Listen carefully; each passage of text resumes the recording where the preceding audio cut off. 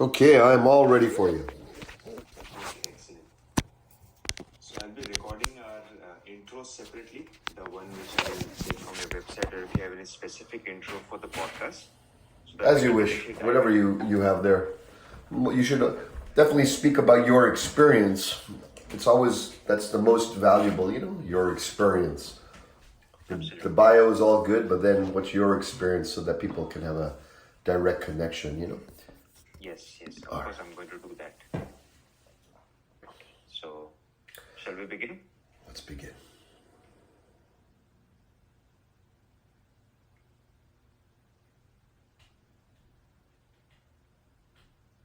Namaste Satyen, and welcome to Transform with Yayati. Great to be here. Thank you.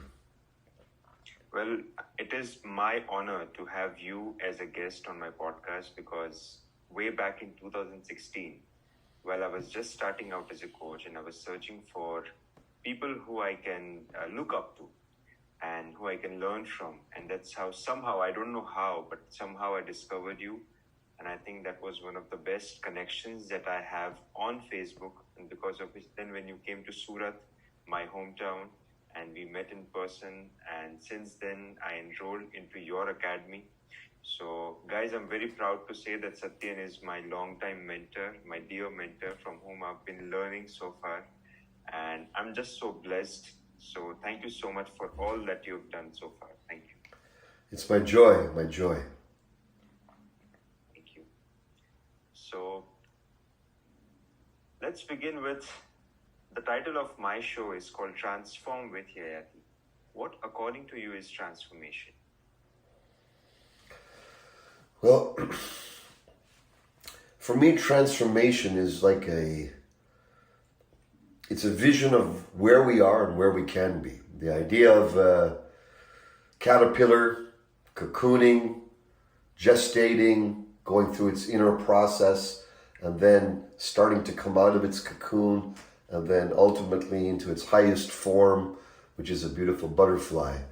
And so for me, transformation means looking at within ourselves and seeing where do we have shadows, where do we have grievances, where do we have shames, where do we have limiting beliefs, where do we have traumas, where do we have ideas and worldviews that have served us and have brought us to where we're at, but perhaps no longer valid right now, perhaps outdated, perhaps ready for an up-leveling in consciousness.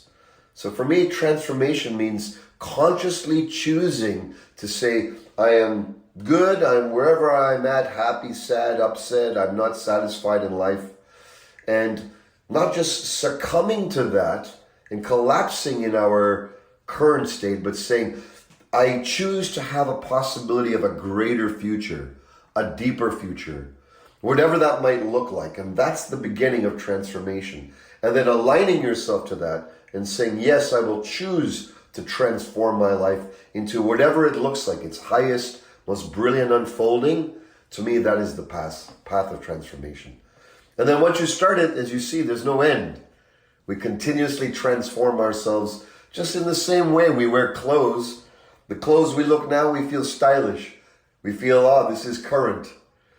5 years from now, 2 years from now, you might look in your closet and remove things that are no longer current. So you're transforming your apparel, your attire, your look in the world because the old stuff is outdated. So too is our physicality the same way. Our mental, emotional, and our spiritual side can also have a brand new offering, a new transmission, a new look for what's real for us today. So that whole journey and the continuing journey for me is transformation. Beautiful. So do you think right now the times that we are in, nature has put us in a cocoon to transform? What's your point of view for the current situation and times? Well, with this COVID-19, who knows? There are so many theories of why this is here. So many theories. We can go into all the theories, whether it was created, not created. Is there good or bad in it? What's the intention? How do we do it? The bottom line is, we as a common people, what do we know? But in the warrior philosophy, in the warrior's philosophy and the sagely philosophy, the idea is we make best use of this. And so, yes, there's a whole shutdown around the world, more and more and more shutdown. I'm at home, you're at home, India is locked down. Here in Canada, we're quite locked down. So rather than become a victim, we can say, how shall I utilize this time? So yes, it is a natural time for cocooning. It's happening. Now we can fight it, we can resist it, we can feel victim, or we can choose the yogic path. In the yogic philosophy, it's valuable to take time away from the doings of reality, family, friends, work, business, all the doings, and to take consciously chosen, selected time and say, for this time, I'm going to use this for a time of austerities. And austerity means to choicefully say, just like we take on vows, spiritual vows and practices, agyaras, during this time I won't eat this.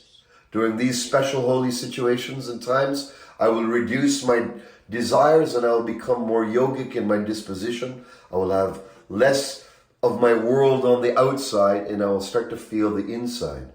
So this is the perfect opportunity, if you're not a yogi right already, to choose to be a yogi and to say, rather than this is something happening to me, I am choosing this time for introspection, self-awareness, deepening my relationships with my loved ones, getting more honest about what is important, what's not important, what is mine to do now in the world, what is not mine to do in the world. So I believe that this time when we choose to say, I'm going to make the best use of it, to develop my friendships, to cultivate the love that I have in my life, to cultivate deeper spiritual awakening, to read things that are nourishing my mind, to do meditations that are nourishing my soul, to have a deeper love connection, even if I'm calling friends and family around the world, I have time to do that now. Yes. So I will make the best of this. So choiceful austerity, choiceful saying I'm going to lovingly devote myself to this time, to make it a time of conscious growth. I think this is a very powerful way to approach this current time. Yes. Choiceful austerity. Beautiful. The name of your organization, it's Warrior Sage. Can you talk a little bit about how the company has evolved, and rather more specifically about the philosophy of Warrior Sage? How do we develop both the warrior and the sage side within us? The warrior, I believe, is within all of us. Every single one of us, we come from a lineage of who knows how many of our descendants have gone through war, famine, disease like this right now, Yes. calamities, world changes, so many things that they have, how many millions and millions and billions have died, but our lineage right here has survived. For us to even be here, even to listen, to chat, anyone here, we come from a lineage of people who are already warriors. They have, they have overcome incredible amount of adversities, whether it was our parents, our grandparents, ourselves, forefathers, right? So within our essence is the warrior thread already. Now the modern warrior to me is one who is not aiming to create war on the outside, but is connected to vision, higher meaning, deeper purpose. And to me, the warrior is the one who acts in spite of the fears, the resistances, all the challenges in the world. And the warrior says, no, I shall attain my goal. I shall attain my vision. They might not even know how, but it's the boldness from within brought out in the concerted actions of the world. So the warrior is one who acts in spite of fear. Okay? So the warrior is something that we cultivate, constantly cultivate. We look for our fears. We look for our shadows. We look for the parts of us that are incongruent with truth, incongruent with our stage of evolution. And we say, rather than put it on the shelf, we're going to say, okay, From my warrior, I'm going to get excited. I'm going to feel I'm sick and tired of my current stage of evolution, and I want to grow beyond where I'm at. And so the warrior is the one who says, I'm going to utilize this feeling of victim, less than, contained, stuck, frozen, trapped. And rather than succumb to it, the warrior within says, no, I want more than this. I want my life to be bigger than this. I want my company, my organization, my family to live even more of a more successful, fluid, joyful, free life.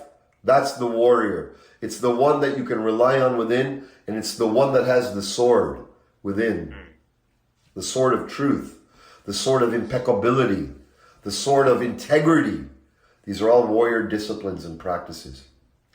Now, it's very yang energy. In the Chinese philosophy, there's a yang and the yin. The yang is the forwarding, masculine, directive energy, which is the warrior. But in this philosophy of warrior sage, we need to balance it, become a whole individual. Just like in the yin and yang of the Chinese philosophy, the circle, and you see the black and the white, and they're circulating around. Well, the heart of the yang energy is yin, is the sage, is the feminine. And the heart of the feminine sage is the masculine warrior of the yang. So what is the sage? The sage is our spiritual nature. The sage is our lightness of being. The sage is our immortal soul that doesn't need to create anything. It is already free. It is already love. It doesn't seek love. It doesn't seek freedom. It's the self-recognition that my spiritual essence is already free, is already connected to spirit. In fact, the sage is the living God already within us. And it is the seat of our wisdom. It is that silent voice that is beyond voice, which is the inner knowingness that is, it is our spiritual GPS that gives us signals, not through words, but through intuition, through awareness, through feelings, through portents and synchronicities in life. It is our inner guide and in our inner teacher. So the sage is the part that is connected to the freedom that allows us to smile, allows us to love, allows us to find and create humor and lightness in the world. Together, the warrior and the sage, uncovered, polished, and unleashed, it makes for a very powerful life. Amazing. So, is it right to say that consciousness and matter are the yin and the yang of life? Yes, absolutely. That's another way of looking at it. Absolutely. Consciousness being the yin, the yang meaning the external reality.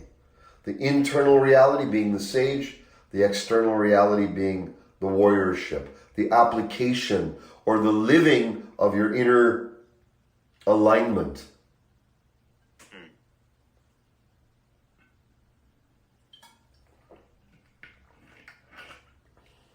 You also have an academy called the Accelerated Evolution Academy, where there are a lot of deep processes and methods and ways of expanding our consciousness and changing our lives. So I'd like to know from you that how does expansion of consciousness change the matter? What's the connection? Like, I'd like to dive a little bit deeper around that. Well, in my experience, there is no distinction between consciousness and matter. We hold them separately for communication reasons, Right. and for expression. But let me put it another way. The way I experience reality and inviting everyone to take a look at reality is in the yogic teachings, in the Vedantic teachings, in our many ancient Hindu and spiritual traditions. The idea is that there is a divine essence that is animating our reality. Call it whatever it is, whatever you want to call it, all right? Purush. If you want to call it spirit, the divine essence of being, consciousness, Sat Chit Ananda, Chit, consciousness. So that is the root of existence. It's all subjective. Right now we have all this information coming through us, through all the senses, through the subtle senses, through the subtler dimensions. All of this information is coming in. But coming into where? And being formulated. How? Well, there's so many teachings on this, on how the external realities form into our subjective conditional state and understanding. But at the bottom of it, there's me, you, the witness, the Atma, the divine self. This external reality is a reflection or a mirror reality of the transmission of our true nature.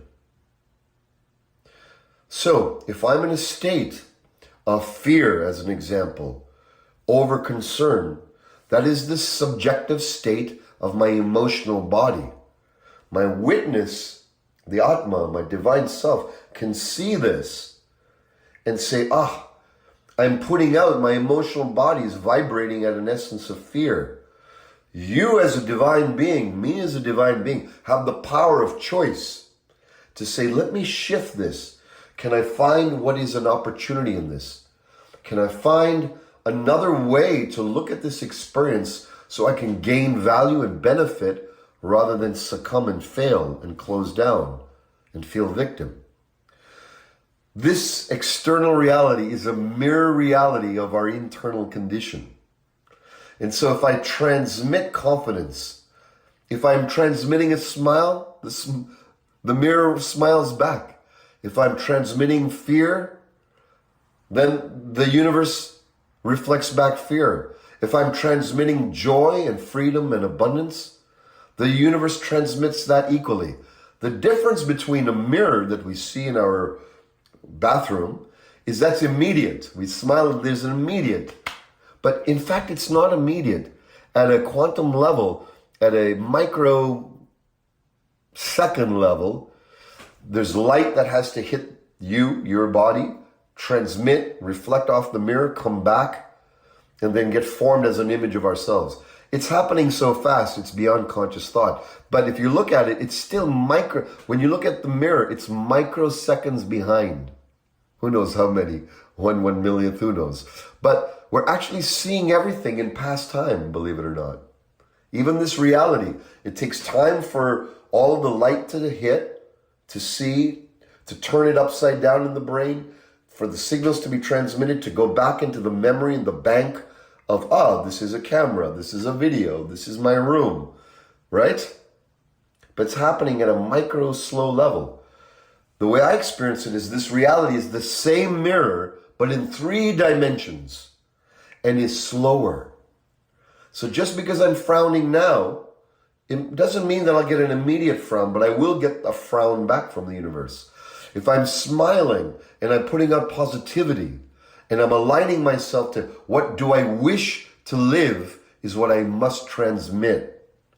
What I wish to live and see in this external reality, knowing it's a slow motion, 3-dimensional, complete mirror, then I can choose choicefully to transmit the way of reality that I wish to be.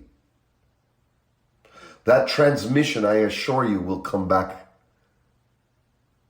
So, that requires us and calls upon us to be more conscious of what are we transmitting? What are we radiating? What are we thinking? What are we projecting into existence from consciousness? This is not a lie. This is a reflection of self. And so to me, they're the same thing. It's the apple and it's the fruit that comes off the tree of our being. This is the flowering of our alignment or lack of alignment. Yes. So is it fair to say that whatever is happening right now in your reality, whether it's in your life, your business, your personal life, your relationship, it's all a reflection of what we are transmitting? Individually and collectively. So if you look at a cake, there's different layers. You have your layer of the cake, I have my layer of the cake. But together, all of us, we make a very multi-layered cake. Yes. So yes, your transmission affects reality profoundly. but so does mine, and so does everyone who's listening and watching, everyone. So if you recognize that you are part of the universal thread, the universal matrix that is transmitting as a whole, then we can take more responsibility for our position in the transmission of this worldwide divine etheric net of interconnectedness. We are not alone, never have been, and we shall never be alone. No matter if we are even feeling alone, we're not. No one is an island unto themselves. We are interconnected, divine, magnificent, co-creative circuitry that arises the world in front of us and around us. But we are responsible as the warrior to be responsible for my state of being, my joy, my happiness, my freedom, my love. We cannot rely on other people to change their world, their reality, so that ours improves.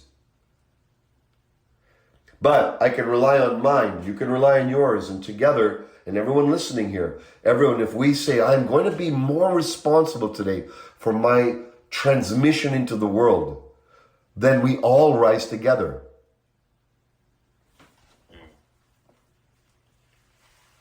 Well, but the part of being human is slacking in this transmission, because we are used to immediate gratification. And when we don't get that, what happens is we feel that, oh, this is not going to happen. So that's where I think one of your teachings, one of the things that you keep on sharing is dropping the importance. So can you talk a little bit about that and why that is so significant right now? Well, I'll talk about that, but I'll preface that with this intention. So if I'm smiling or if I'm frowning in the mirror, it frowns immediately. Yes. If I'm smiling, it smiles immediately. But if I smile and frown, if I smile into the external reality and I offer positivity and it's not coming back, it doesn't mean that it's not working. It means that the echo effect has not returned yet. Yes. Just like if you go to the Himalayas or mountains, or in Switzerland, they're known for yodeling to the mountains, yodeling, and then there's a reflection. It doesn't come back immediately. It goes and it comes back magnified. We have to start looking at this reality as a yodel, as a transmission. Now, what works for me is the image of a train. When I'm practicing these intentions, when I'm practicing, what is the reality I wish to create? And then I have to see what that looks like. I have to feel what that feels like. I have to see what are the images related. I have to think of what are the thoughts that are related to such way of being that I wish to live. I'm a loser. It's not going to work out. I'll never get that deal. She'll never listen to me. He'll never live. If I'm saying that, then I'm going to get more of the same. But in a moment of awakeness, I can say, I need to shift this. And then when you shift, become like a train. Comes out of the gate, but then it keeps going. And this is my philosophy. You're not going to make great strides overnight. If you try to make immediate gratification, this is the enemy of modern man, is immediate gratification. But warrior sages, they know implicitly that all good things come through the train, moving forward daily. Boom, boom. Don't look back. Keep moving. The only time you look back, there's a mirror there in your rear view mirror, only to check for danger, but you keep moving forward. Like a train, and then after a while the momentum builds. And then all things, really what you intend, you'll see the speeding up, the quickening of your intentions being fulfilled. And then when that starts to happen, you'll become even more conscientious of what are you transmitting? Oh my goodness, I was thinking that negative thing and it's here. I was thinking the positive, it's here too. When that starts to happen, you'll go through a purification phase, where you'll start to monitor with your awareness, what are you thinking? What are you feeling? What are you reading? What are you digesting? News, positivity, communications, conversations. Are they uplifting? Are they moving towards and supporting the train of positive awakening and evolution? Or is it steering you off?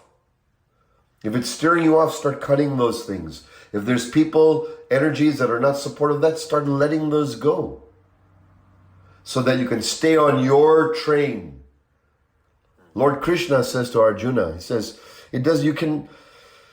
It's better that you do your own dharma, your own purpose, your own calling, even if you're not great at it, than to do someone else's and be great at that.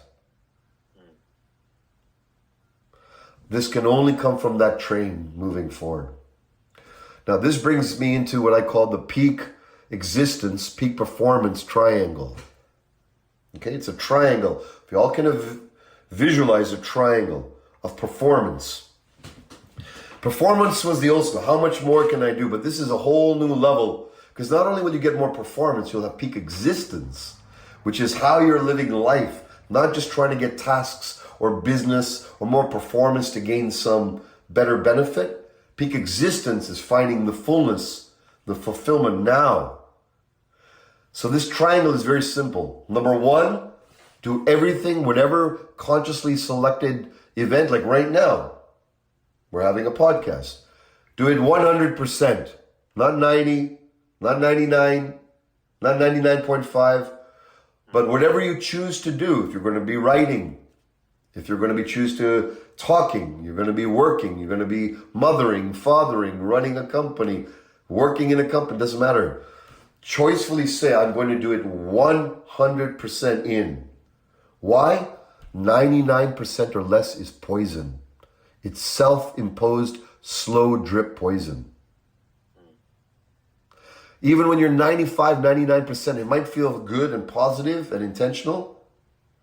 But once you get to 100, you say, I'm 100% here, going to do this with my fullness and my presence. Not with my vehemency, but with my choice. I'm 100% here. When you do that, and not 99%, the universe comes in a very powerful way. Very powerful. Because you are fully there, it shows up fully. Remember, it's a mirror reflection. So that's number one. 100% in, 99% or less is a slow drip poison. The next piece of this triangle is lowering the dial of importance. Buddha spoke about this, when he said, we must let go of our attachments so that we're not chained to suffering. Suffering comes when we have an expectation that's not met. Yes. When we have project, I want you to be this way, and they're not being that way. Friends, family, partners, children, work, colleagues. I want you to be this way. No, you can't have anyone be any way you want. But what you can do is lower the internal importance within yourself. So if you have a goal, a mission, so let's say you're coming in to work and you say, okay, I'm going to be 100% in. Now what you need to do is lower the energetic, emotional importance. It's a paradox. Usually when you say 100% in, we ramp up our energy. We say, we got to do this, it's important. But you have to balance the yin and yang. So 100% in, lower the importance. How do you do that? Well, you feel where you have invested too much importance on whatever topic. To prove yourself, to prove it to others, to make that goal at a certain period of time. If you put too much importance on it, it constricts the psycho-spiritual energy within yourself. It creates an imbalance in your psyche, an imbalance in the energetic field around you, and that imbalance projects out into reality, causing excess potentials of being. Any clencher within yourself causes that. Any extreme, this is important, I must make it. Massive action equals massive results. All those philosophies, they always have a backlash. Always have a backlash. You might not see it right away, but it will come. The new term, crushing it in the West, the idea of putting so much effort in, I care about this so much. You might succeed temporarily, but later you might have an illness. Your friend or partner might feel upset at you because you're spending so much time somewhere else. They're not getting attention and presence. If you keep going, you'll get high blood pressure, tension, heart attack, stroke, whatever. For those who put too much importance on things, the internal damage is huge.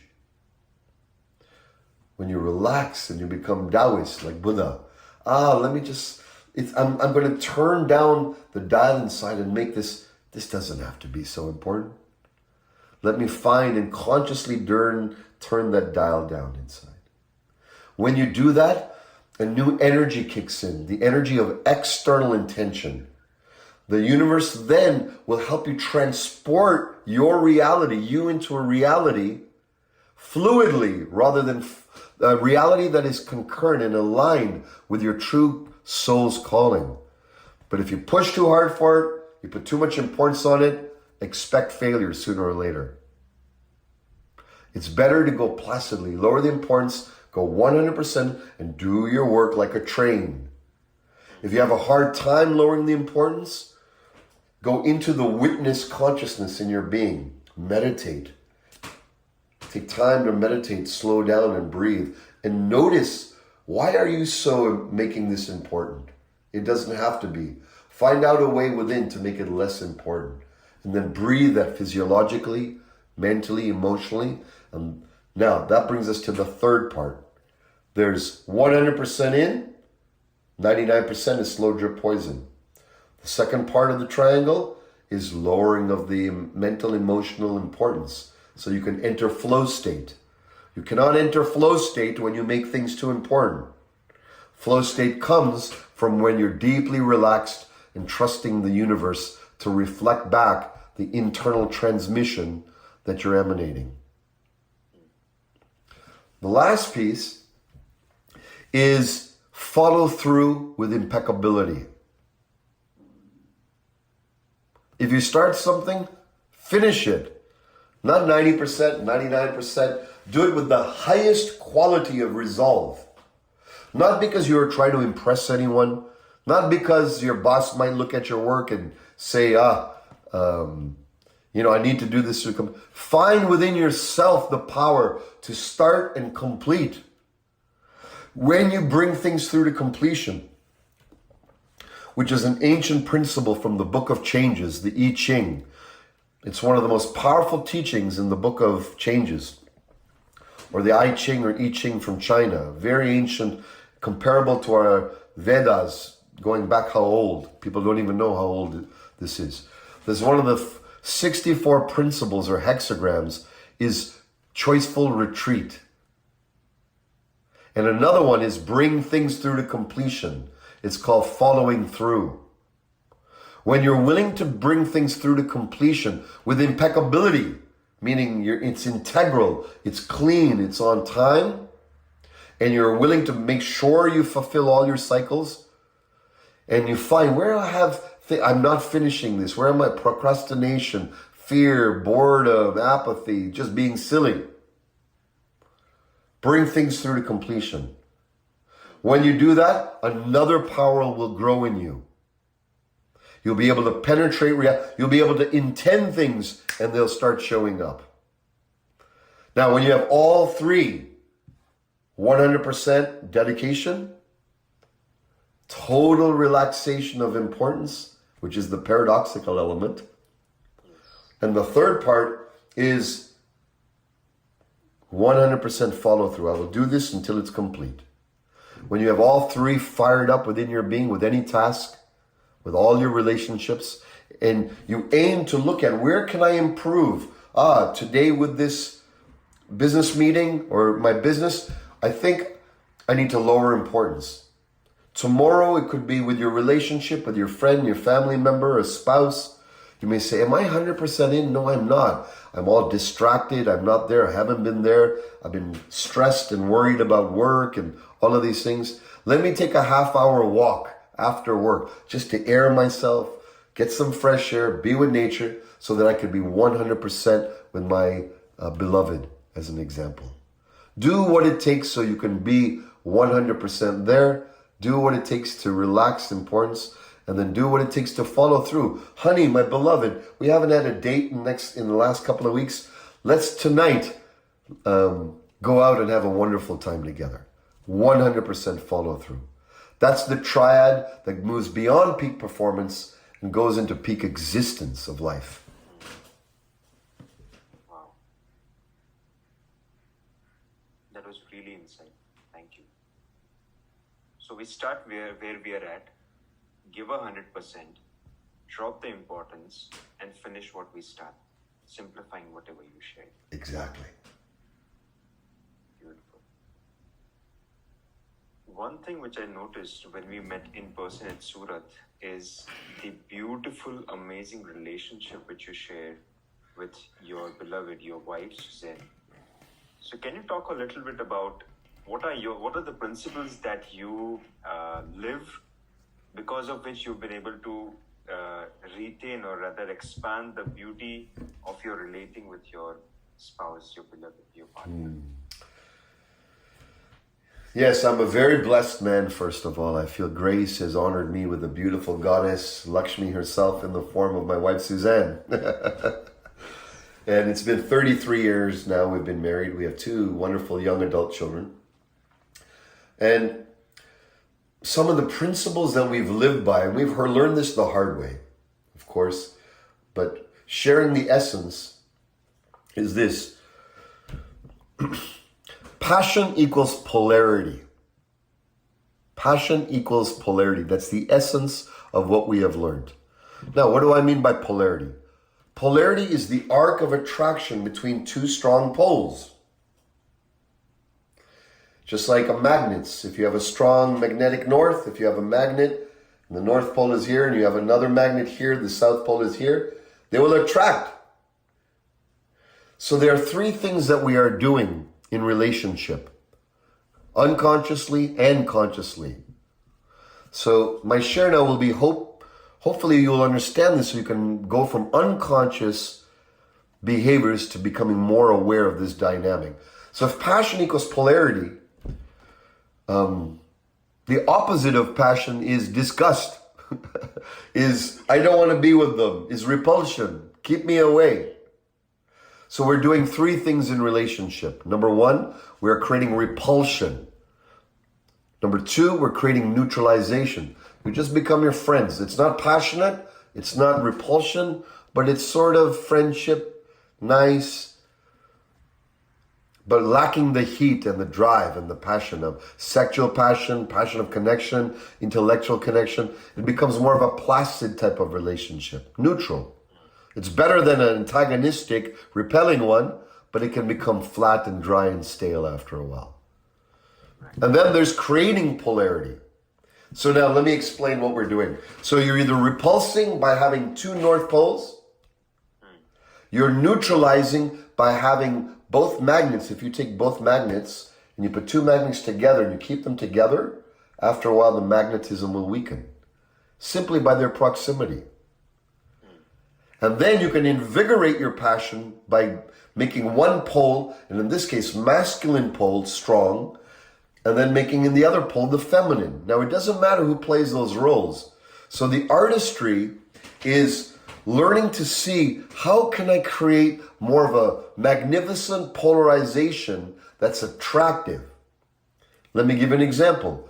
The feminine is very moved within us, whether we're men or women. The feminine side within us is moved by loving praise, loving acknowledgement, and spontaneous mysteries. So for example, surprises, mysteries, romance. The masculine within us is moved by loving challenge and the seeking of greater freedom. Now the feminine should never challenge the masculine. If you do, you'll create the repulsion. But the feminine can invite, surrender, and express their deepest truth. And the masculine can offer deeper presence, claim of purpose, claim of life direction, claim of truth. And then they can penetrate the world with good intention and follow through actions. So that's the basic dynamic. The basic dynamic is for the masculine within us to grow our presence. So with my wife, I'm always aiming to give my 100% presence. If I can't, I'll take a break, a rest if I need after this interview. I'll take a few minutes, I'll go for a walk in fresh air. Then I can give her the gift of my presence rather than half presence, which is always, it creates a diminishment of the polarity. It can create neutralness or antagonistic opposition. Now, What the feminine side can do is create more invitation. Beloved, I invite you, come closer. Let me give you a glass of water. Let me give you a hug. So presence and invitation are magnetic.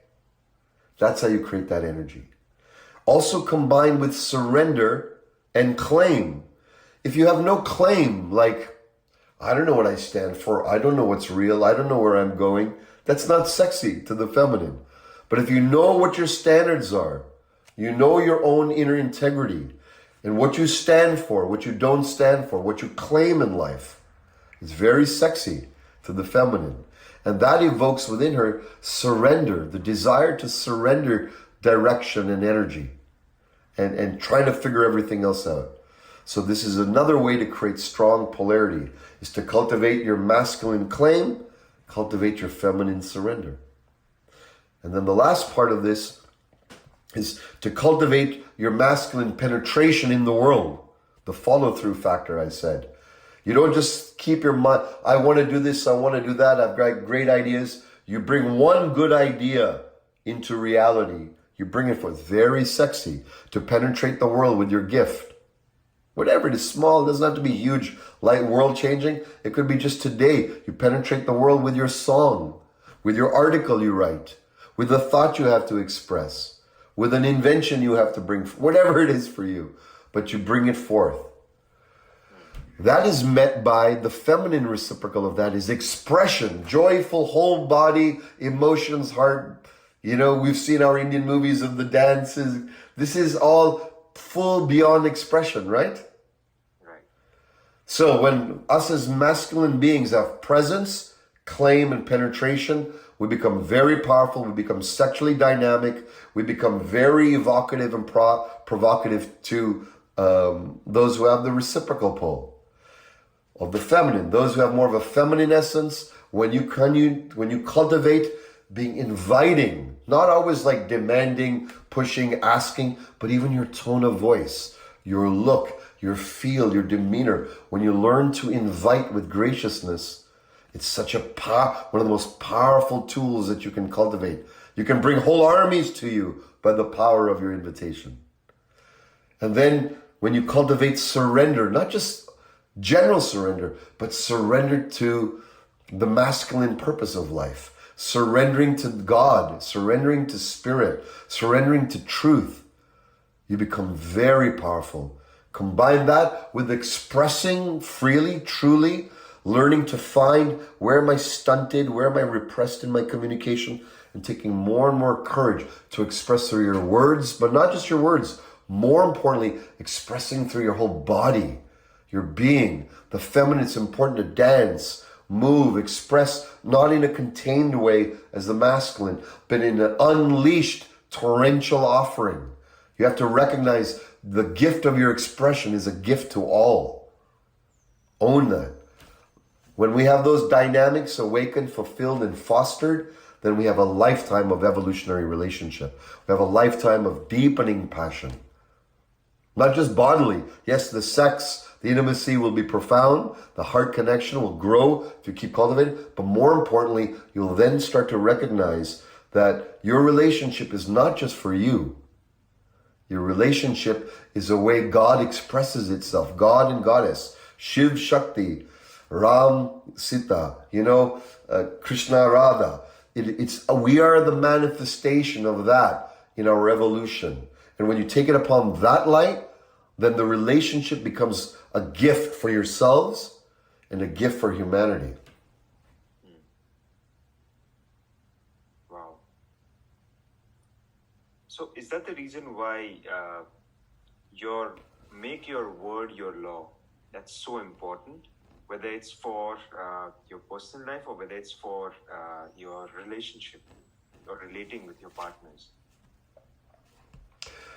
Making our word law, that can be sometimes the hardest thing, but it's the most easiest way to live life. There's nothing easier than to be a person of truth.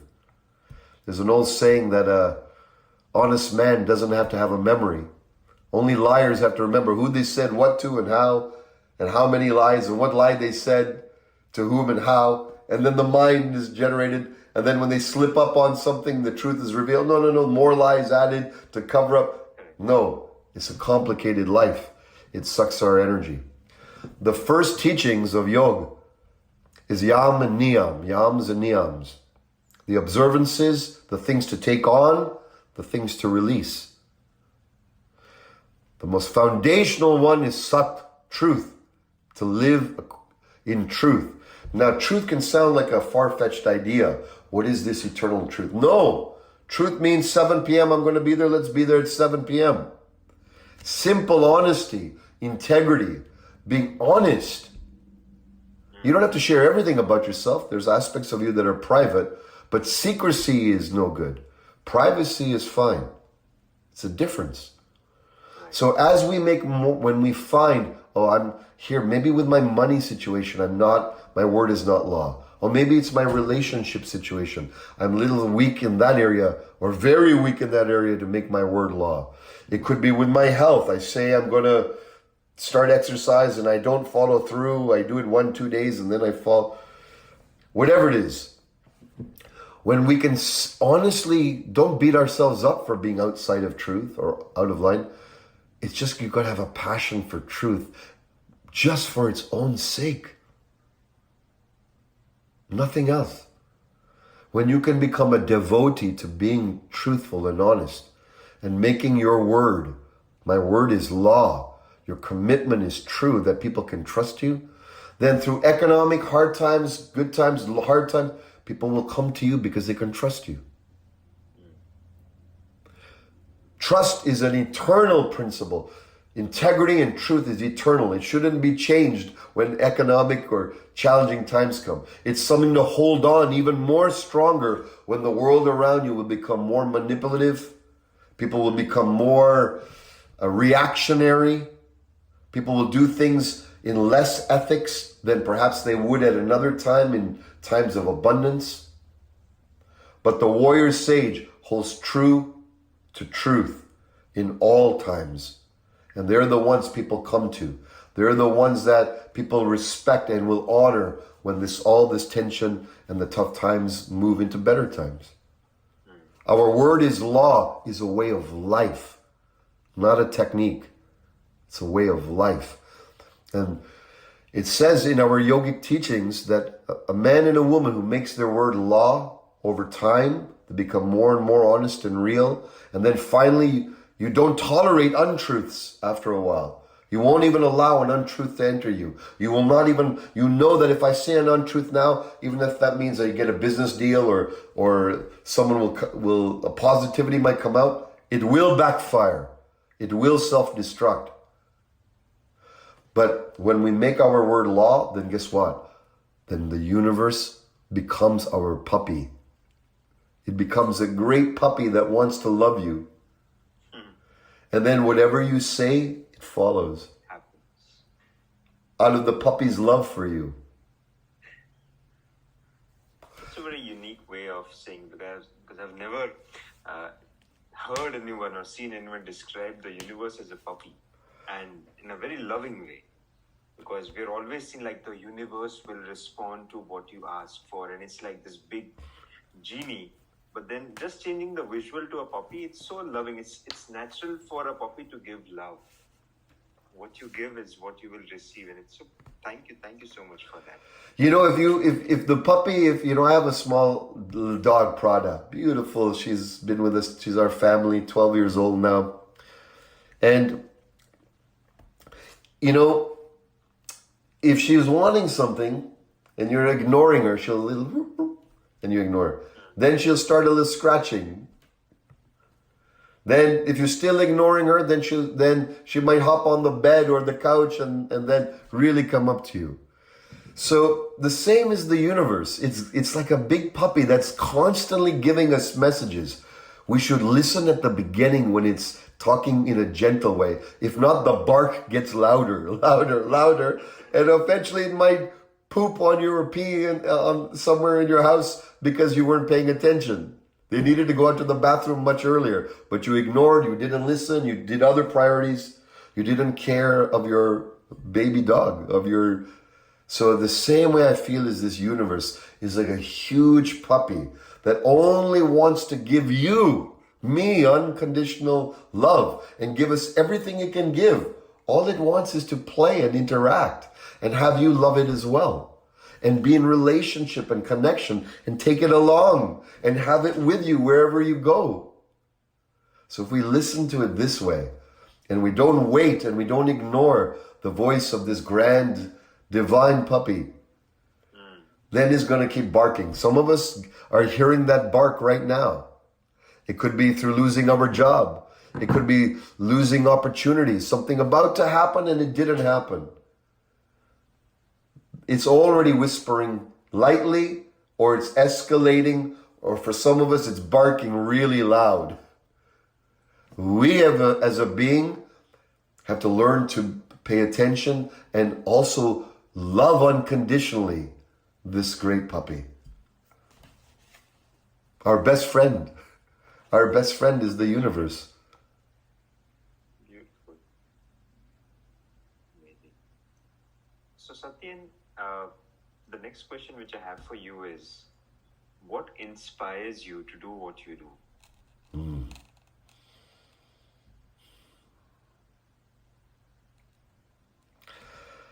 Yayati, I'm at a stage in life where it's not really about inspiration. It's just about following through with my dharma.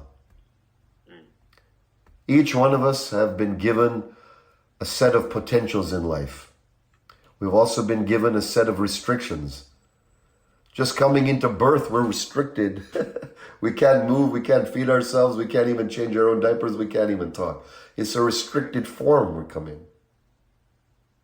But embedded in even in our embryonic form, is the fullness of our life capacity. The DNA, RNA, we have already a huge, vast, voluminous library. All the libraries of the universe is already within us. So when we recognize that and we start touching it, we start to recognize that for me, the ultimate purpose of life is contact and the service of others. Is the upliftment and the awakening and the service and the loving of others. How we do that is an individual thing. So for me, I believe our ultimate purpose is all the same. And how I stay inspired is I dedicate my life to the service of others. Now, the current form of it is leadership for me. Is finding, training, equipping, arming, enlightening leaders, in helping professionals, enlightening leaders, business leaders and their companies and their organizations. That's my passion, that's my calling. Why? Because I feel the world is calling for us to evolve the way we do commerce and exchange, but it has to start with the inner awakening of us as individuals, as leaders. And so that's how I stay inspired, is I look at the world and I stay dedicated and committed to the Dharma of giving what I can to the world in the time I have. And I implore and I'm challenging and I'm inviting everyone to find their way of being in service. Many of you already are. How can you deepen it? How can you bring it more into 100%? How might you lower the importance? How might you follow through fully now where perhaps you might have faltered before?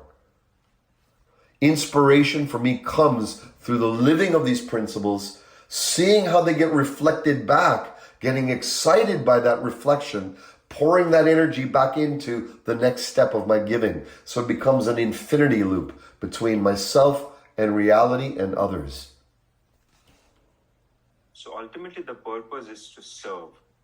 An individual purpose or individual dharma is through your own personal talents that you have.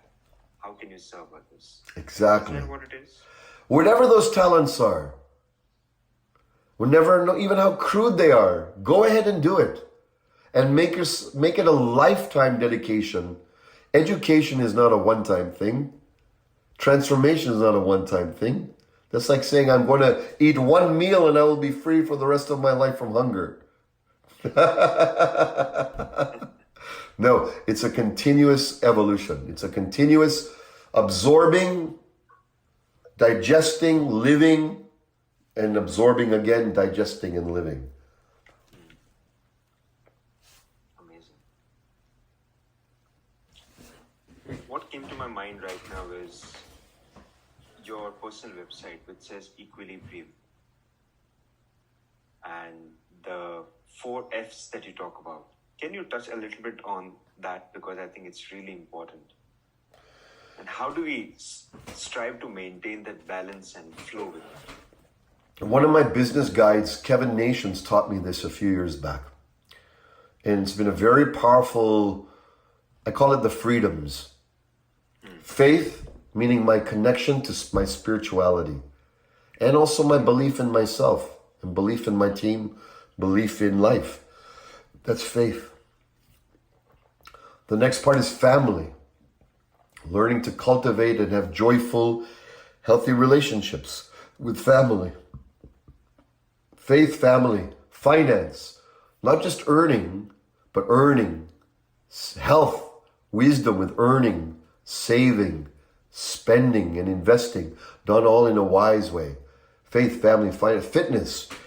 Keeping your body temple well through exercise, proper food, yoga, nutrition, keeping your nervous system calm, learning to let go of stress, learning not to take on stress or stressful people or stressful situations. And then I call these the freedoms. You can expand it to fun, philanthropy, although you have the idea. You can add whatever F sound you want. But faith, family, finance, fitness, and fun, to me, are the essentials. Now, earlier in my life, when I was out of balance, I would focus a lot on business to the detriment of loving and taking care of my family life and my health, my vitality. So what I've now learned is that for me to have the most, if you will, accelerated evolution of my being, that equilibrium of these energies. So every day, every week, I'm looking at what areas my faith, my family, my finance, my fitness and fun. And I look at those as flowers in my garden of life. And every day I water them. I give them nourishment that they need. I don't use discipline. I nourish them as if they are my children. They're my garden in my own soul. So every day I nourish the garden of my fitness. This morning I woke up, I did yoga, I did a routine that's on YouTube. There are hundreds, thousands and thousands of yoga classes. And now there's so many people offering so many gifts online. So I use that for my fitness, my finance. I take a look at it and I say, how's my earning? How's my saving? How's my spending? How's my investing? What is out of balance? Or maybe I need to focus more on my earning, and then I'll do that. Maybe my earning is good and I need to focus on saving more, create that, Maybe I need to focus on controlling my spending. Or maybe I'm not spending at all and I'm holding it in, and maybe I need to treat myself or my family to a dinner today. Or maybe I've just been spending superfluously and now I need to contain and come back into balance and work on consolidating and letting go of my debt and bringing myself into balance. Faith, family, finance, fitness, fun, family. I call my daughter today. I need to spend maybe tonight, have a date night with my beloved wife. Maybe I need to do nothing and just we watch and play games tonight. And without too excessive focus, just sitting around and enjoying a meal together. And then fun. What must I do for my own fun, my own joy, my own pleasure? For me, I like to train martial arts. I like to read. And I like to go for walks in nature. That's what I love to do for fun. And sometimes I like to cook for fun, or I like to go out on a restaurant. Right now, we're not going out to restaurants, so we're having fun making food at home. So by nourishing these F's, you get an overall life of freedom. If you're overly focused on one, bring more balance and equilibrium to the whole. It'll be like a rope. If I show you, I have a small little rope here. It's not made of one thread.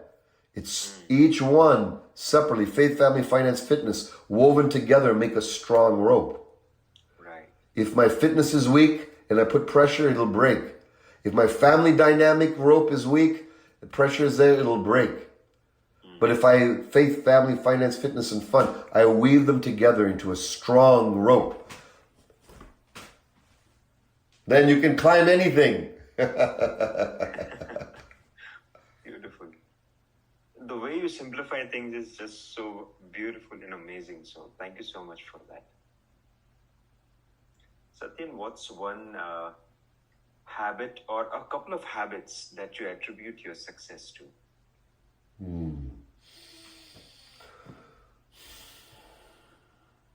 The train philosophy has been very powerful for me. So in my offerings, my businesses, I don't take a day, try to have a fast win approach. Or I need to make this, I take a long-term concerted effort.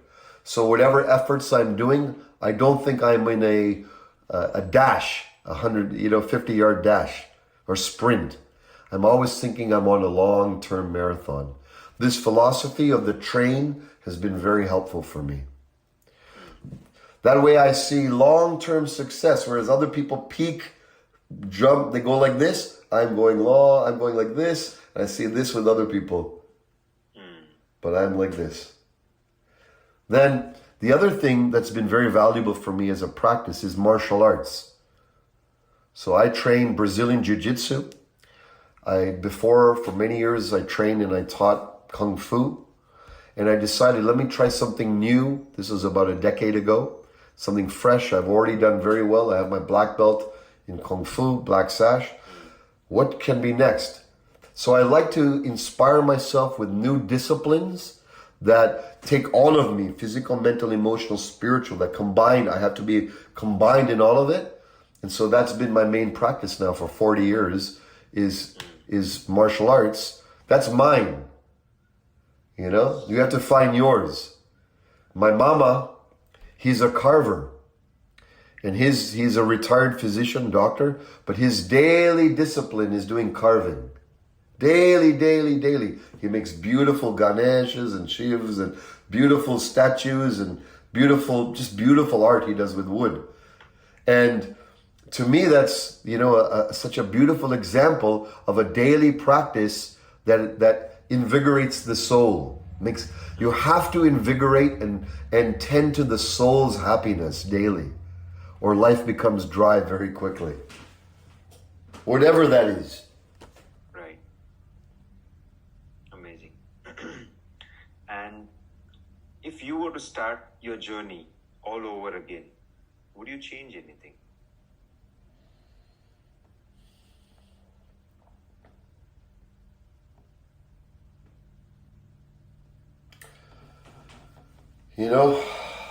I wish if I had learned equilibrium earlier, rather than just be strong in one of those freedoms, I don't think I would change it. I can only value my equilibrium now from the imbalance I had earlier.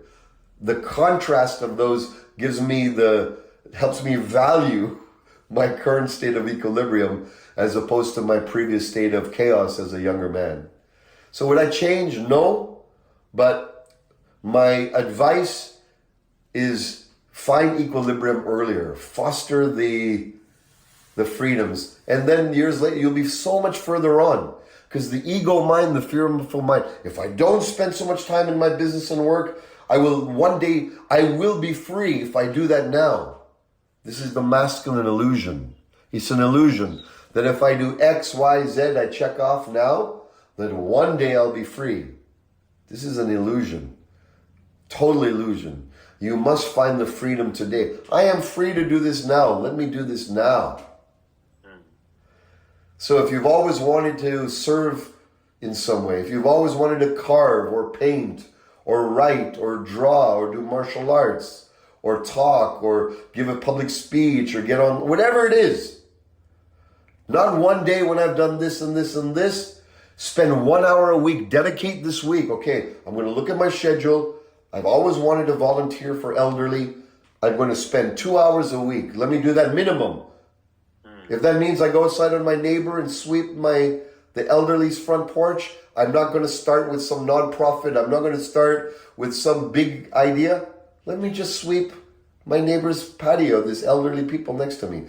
Just the positivity that'll come from engaging in that will open up the doors of spirit for you. The puppy will be happy because you're listening to the puppy, and the puppy will come and bring more toys and play with you even in a more joyful way when you give it attention. Yes. Thank you. Thank you for sharing. Well, I think we can go on and on based on the wisdom and the experience that you have. Maybe we'll do another episode. But for now, let me ask you this question. Is there anything that I should have asked you but have not asked and you'd like to address it? Yes, I would like to address what's going on right now with our world situation of this virus and all the ramifications that it has to our personal and professional and global life. What I would like everyone to take a real deep look at, and even journal about, but to deeply look at is this. I have 4 questions in fact. What is truly important now? Is to ask yourself, what is important? Before I was just doing life automatically with our daily routines, but now that we are more in a sequestered yin phase, more inward, having to be more concealed and private, is to go and take a meditative session and ask yourself and write down what is truly important. Time with my family is important. Time connecting with my friends and letting them know and enjoying and letting them know I love you and I care about you is important. And then ask what is not important. It's a good time to ask what is not important. I used to think this was important, that was important. Polishing my car every day, making it look shiny, dressing in a certain way so people respect me. This is not important. Just to start letting go of what's not important and embracing what is important. And then to complete this today is during this circumstance that we have now in the world of being within ourselves, social distancing, is to ask yourself what's mine to do and what's not mine to do. This is the warrior action. What is mine to do today in the world, in this circumstance? And writing and journaling, what's mine to do is to foster my relationships with my family to the next degree. My parents are getting elderly. They're in their 80s now. What's mine to do is to become even a more loving, present, even giving more time on the phone over Skype with my family in the other side of Canada. That's mine to do. What's mine to do is to inspire and to help other leaders awaken and to train them properly so that they can be the best they can be in offering their gifts. That's mine to do. What is yours to do? Ask sincerely, no matter what small, how big it is. Don't rate it or don't compare to anyone else. You are an individual being. What's yours to do is sacrosanct, divinely already inside of you. Must do it. And then what's not yours to do? You might be doing things that is meant for other people. Let it go now. Release it. Retire it. Those things that are not meant for you to do. So those 2 questions, what's important, what's not, what's mine to do, what's not mine to do. I think these are the essential questions I wish to inspire, evoke, and ask everyone listening to ask truly from their soul, and most importantly, live what yours is to do, and live what's important, and let the rest fall away. Make the rest lower the importance, so that the puppy can be with you fully. Beautiful. Satyan, if you had the opportunity to include 1 or let's say 3 books in the school curriculums across the world so that we all can live more joyfully, more fully, which would those books be? Why? One is from one of my original mentors, Stuart Wilde, and it's called Infinite Self. Okay. The second book is Blue Truth by one of my other mentors, David Deida, D-E-I-D-A, Blue Truth, a masterpiece. And the third one is by a Russian author, physicist named Vadim Zeland, and that book series is called Reality Transurfing. Reality Transurfing. Those are my 3 top recommendations. Awesome. Thank you so much. So Satyen, please feel free. Where can people find more about you, the work that you do, and where can people connect with you? Well, my website is warriorsage.com. And in there, I've created 3 one-day trainings that are absolutely free.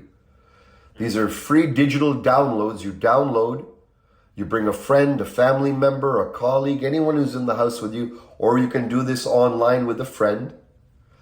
And there's 3 trainings I've done absolutely free. There's nothing to buy, no gimmick. These are all designed so that you can awaken your own consciousness in the comfort of your own home, and that you can create a conscious community of fellow warrior sages arising together. One is called the Abundance Activation. For those of you who want to have a huge leap in consciousness around freedom and money, and to have more money flow happening in your life, that's the Abundance Activation. For those of you who want to create more freedom in relationship and beautiful relationships with your family, your friends, your parents, your colleagues, your lovers, then you can download the Relationship Activation. And for those of you who want to go from the power of the ego into enlightened power, we have the Power Activation. And I know you're leading those and offering those around the world. And you can have a chance, an opportunity to download those and become a Warrior Sage Dojo, which is a place where you practice improving yourself, body, mind, and spirit. And you can open up your own Warrior Sage Dojo in the comfort of your own home by downloading any of those activations at warriorsage.com. You can download all of them. And since we're home now, you can take the time to enjoy this with so much spaciousness, and then become part of our international Warrior Sage community and dojo practitioners, okay? Beautiful. Satyen, it was my honor and pleasure to interview you, and I know it's not done yet, but for now, yes, we are ending this interview here. So thank you so much for your time. Thank you for your wisdom. Thank you for sharing openly and freely. I am truly, the biggest thing which I learned is the grand puppy. And it's so simple the way, if we look at it this way.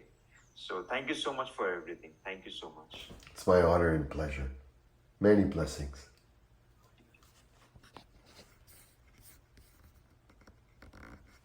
Okay.